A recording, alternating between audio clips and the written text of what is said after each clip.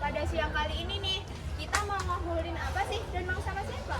Nah, kalian pada penasaran nggak sih apa yang akan kita bahas pada podcast ini kali ini? Ini kayak yang kita alami pada saat ini, yaitu tentang kasus yang sangat panas-panasnya. Nah, tapi kok cuma berdua nih, kayak kurang seru aja nggak sih? Yaudah kalau gitu kita datangi teman kita, yuk.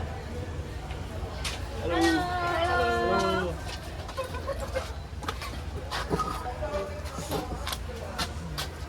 Duduk. Oke. Sebelumnya kalian perkenalin dulu sih. Perkenalkan, nama saya Katon Penila Hitani, bisa dipanggil Katon.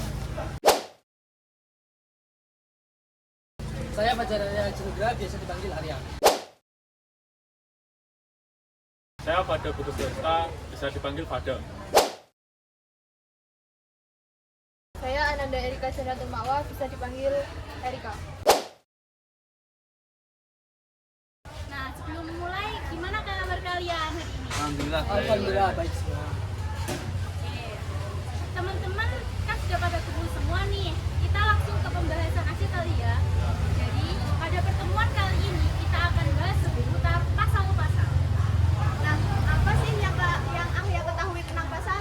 Jadi menurutku pasal itu adalah suatu aturan dalam peraturan yang mengandung norma dan pasal itu dituliskan dalam satu kalimat secara rinci, singkat dan juga lugas.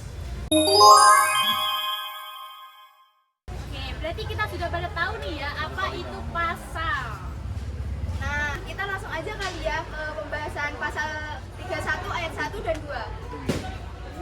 Apa itu pasal 31 ayat 1 dan 2 itu? Jadi, pasal 31 ayat 1 itu setiap warga negara berhak mendapatkan pendidikan.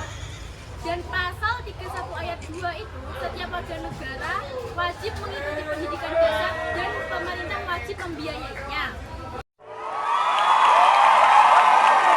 Nah, oke. Menurut kalian semua, pendidikan di Indonesia itu gimana sih? Apa udah nerapin pasal 31 ayat 1 dan 2 Erika? Menurut saya belum sepenuhnya sih, karena pada kasus kemarin itu ada terjadi siswa SD dibully kekurangan fasilitas, yaitu mereka belajar di kolong rumah dengan tidak ada guru. Nah, menurut kakak? Ya, tapi juga pemerintah udah nerapin pasal 31 ayat 1 dan 2 ya. Kayak kasus DPRD yang menekankan pentingnya pendidikan inklusif bagi anak kebutuhan khusus, dan juga ada kasus besaran dana PIP 2024 untuk siswa SD hingga SMA. Di Indonesia itu ada yang udah nerapin juga, ada yang terus yang kasus siswa SD di Bone belajar di kolong rumah dengan fasilitas seadanya dan minim guru. Menurut kalian ceritanya gimana sih, Arya? Jadi kata kepala desa di situ, anak-anak itu belajar di kolong itu sudah sejak tahun 2011. Mereka sudah belajar di kolong rumah itu sudah selama 11 tahun lamanya. Kalau Fada, menurut Fada Oh gimana? iya, akan aku tambahin juga fasilitas di sana pun kurang memadai. Dan kurangnya juga tenaga guru di sana yang hanya mengajar dengan sukarela. Kalau menurut kalian tanggapan dan solusi di kasus ini tuh kayak gimana? Kita mulai dari tanggapannya Erika dulu.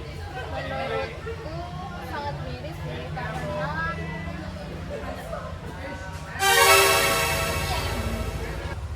menurutku sangat miris, ternyata masih banyak anak-anak di Indonesia yang kekurangan fasilitas untuk belajar. Seharusnya pemerintah itu lebih memperhatikan fasilitas pendidikan untuk anak-anak di Indonesia, khususnya di daerah.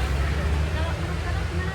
Ya, sebenarnya saya sih setuju dengan pendapat Erika, hanya saja hanya menambahkan sedikit kalau sebenarnya pemerintah itu sudah ada tindakan, tapi sebaiknya tindakan tersebut lebih diperbarui dengan inovasi terbaru ya.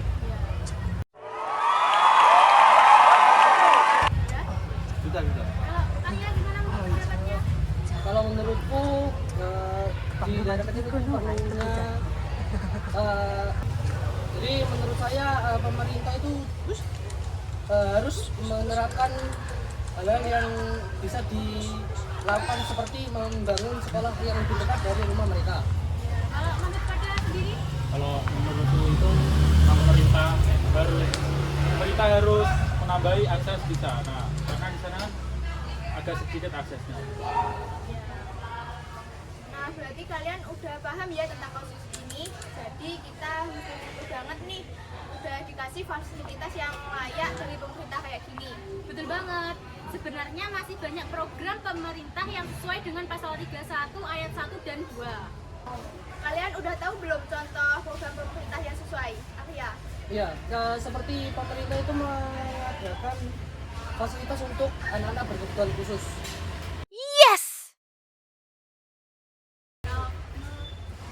Oh iya, saya dengar pemerintah dapat membantu bantuan PIP dan